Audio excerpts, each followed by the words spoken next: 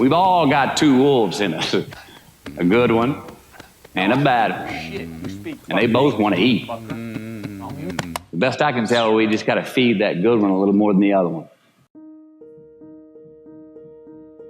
Happiness is an emotional response to an outcome. If I win, I will be happy. If I don't, I won't. It's an if-then, cause and effect, quid pro quo standard that we cannot sustain because we immediately raise it every time we attain it. You see, happiness demands a certain outcome. It is result reliant. And I say, if happiness is what you're after, then you're going to be let down frequently, and you're going to be unhappy much of your time.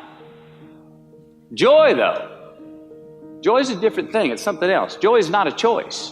It's not a response to some result. It's a constant. Joy is the feeling that we have from doing what we are fashioned to do, no matter the outcome.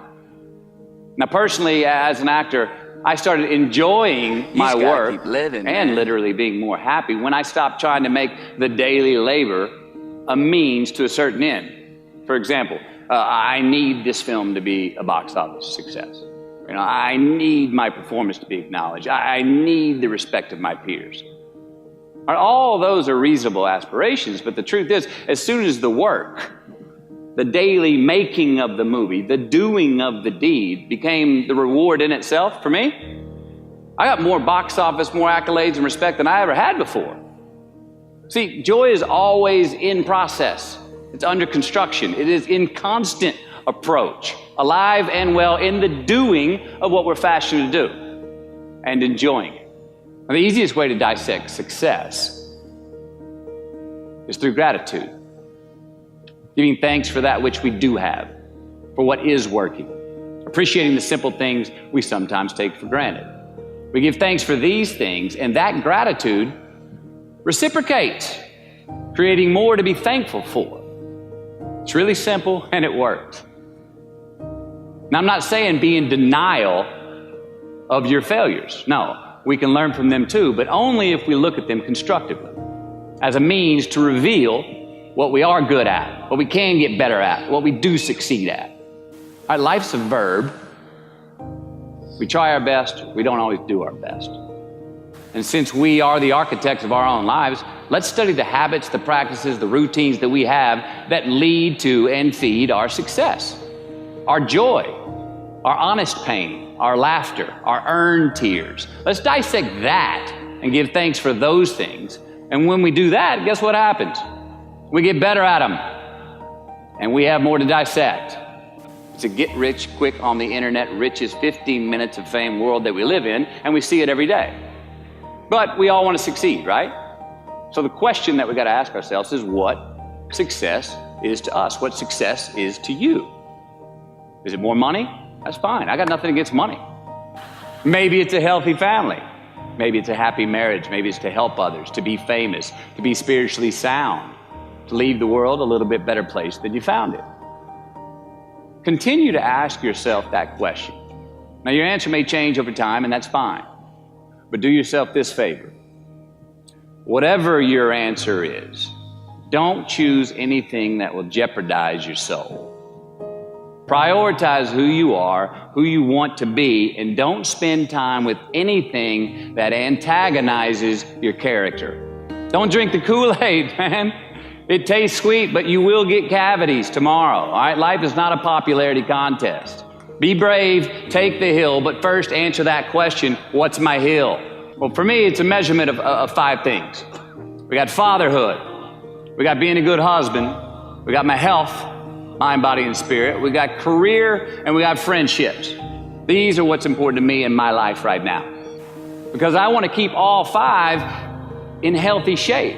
And I know that if I don't take care of them, if I don't keep up maintenance on them, one of them is going to get weak, man.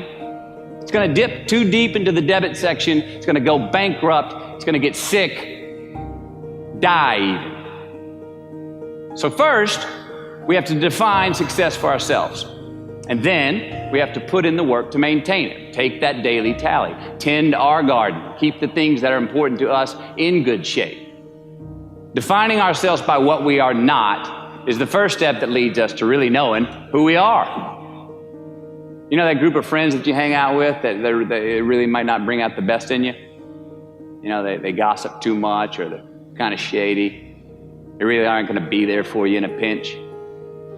Or how about that bar that we keep going to that we always seem to have the worst hangover from?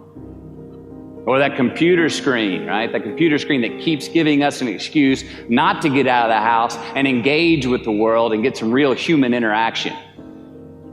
Or how about that food that we keep eating, the stuff that tastes so good going down, it makes us feel like crap the next week, we feel lethargic and we keep putting on weight?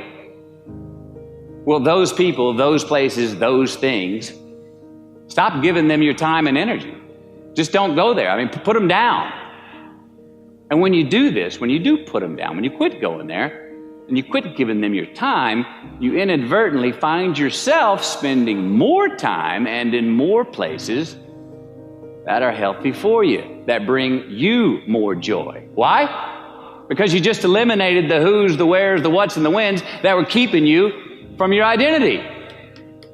Like, trust me, too many options, I promise you this, too many options will make a tyrant of us all. All right, so get rid of the excess, the wasted time. Decrease your options.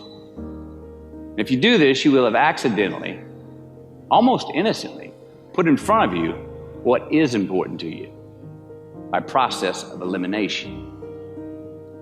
Knowing who we are is hard. It's hard. So give yourself a break. Eliminate who you are not first, and you're going to find yourself where you need to be. Make voluntary obligations. I'm talking about the ones that we make with ourselves, with our God, with our own consciousness. I'm talking about the you versus you obligations. We have to have them. Now again, these are not societal laws and expectations that we acknowledge and endow for anyone other than ourselves. These are faith-based obligations that we make on our own. These are not the lowered insurance rates for a good driving record. You will not be fined or put in jail if you do not gratify these obligations I speak of. No one else governs these but you. They are your secrets with yourself, your own private counsel, personal protocols. And while nobody throws you a party when you abide by them, no one's going to arrest you when you break them either, except yourself. An honest man's pillow is his peace of mind.